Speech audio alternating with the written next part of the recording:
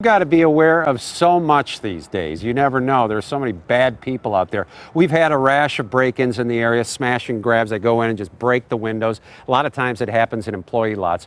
So we're about solutions. What can you do to best protect what you own? And we've got Lieutenant Francis Gomez with the St. Louis County Police Department.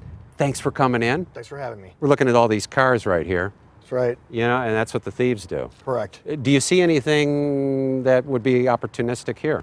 Well, really just in general, a lot of cars in a small space. It gives thieves and these individuals a lot of time to get to a lot of cars in a short period of time, but they could have a lot of time, but they can get to a lot of cars in a small amount of time. And it used to be just locking your door, you know, having a car alarm. Now it's like they smash the windows. Correct. But we still recommend locking your door because very often these individuals are going for the path of least resistance. They're pulling on car doors. They don't want to make noise, wake people up, or in case of businesses, alert anybody to what they're doing.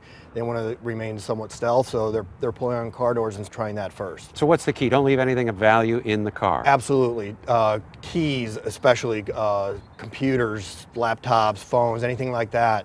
And then absolutely guns. I can't stress that enough. They're definitely going after guns, and I would highly recommend not leaving guns or anything else of value. And here's the situation. People go into work, they have the sign on the door, no guns allowed inside, so they leave it in the car, and there it waits. That's the issue. You know, there are mechanisms for securing them. I'm uncomfortable leaving guns in the car. I would never recommend that. So that's really going to be up to the business to figure out a solution of if they want to allow that. Do those car safes work? You know, it's just going to depend on the quality. I'm uncomfortable even in putting them in a car safe myself. Okay. And then people say, well, it's not like I can just stay home. Even if you stay home, they're hitting people. Correct. They're going in garages at apartment buildings. Absolutely. So in homes, don't leave your garage door openers in your cars. And again, lock the cars, don't leave your guns in the cars, don't leave your keys in your cars, don't leave anything of value in your cars. Does it help to park in a well-lit area? Yes, absolutely. I would highly recommend businesses have a well-lit parking lot with security, conducting routine patrols, high visibility, having a guard shack, a staff guard shack. Video always helps. Now, some of these cars, you can get these videos now where somebody enters the car and it automatically turns on. That's correct, yes. And does that help in catching some of these That people? would help because very often we already know who some of these people are, and if we see the video, we can identify them. Who are these people? Give us an idea. Is it a organized group or just like a Lone Ranger? It's really neither. It's not a Lone Ranger. You have individual groups, if I can use that term, that anywhere from 6 to 10 people in each group. They're coordinated among themselves. They have their plans. They scout their locations.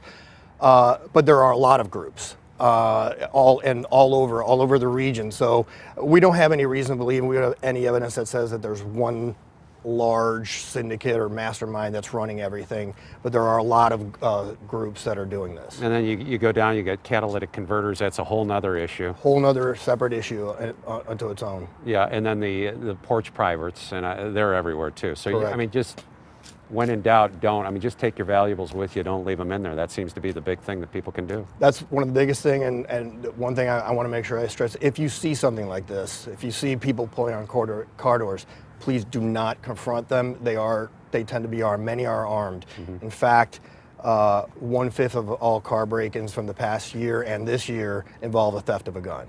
So it is a very high likelihood One thing that they're going armed. for, yeah. So so do not confront. Please be a good witness. Call the police. Do not address the threat. Yeah, don't let your legal gun become an illegal gun. That's Lieutenant correct. Gomez, thanks so much for coming in.